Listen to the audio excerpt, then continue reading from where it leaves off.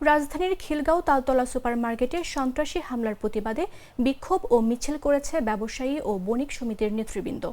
শনিবার দুপুর 12টা থেকে 1টা পর্যন্ত মার্কেটের সকল দোকানপাট বন্ধ রেখে এই কর্মসূচি পালন করা হয়।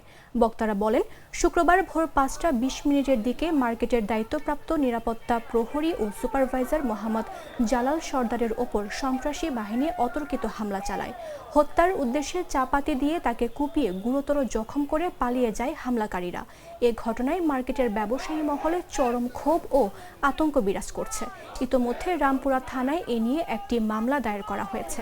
প্রতিবাদ সভায় বক্তারা দ্রুত সময়ের মধ্যে দোষীদের গ্রেফতার করে শাস্তির আওতায় আনার জন্য সরকারের কাছে জোর দাবি জানান।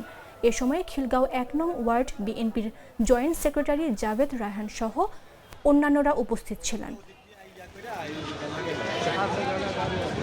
আজকে আমাদের যে প্রতিবাদ, আমরা প্রতিবাদ করবো, মিছিল করব।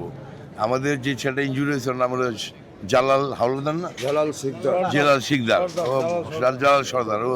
ওকে আমরা খুবই অ্যাক্টিভ ছেলে, ও একটু ইনিশিয়েটিভ নিছে বলেই তার এই অবস্থা।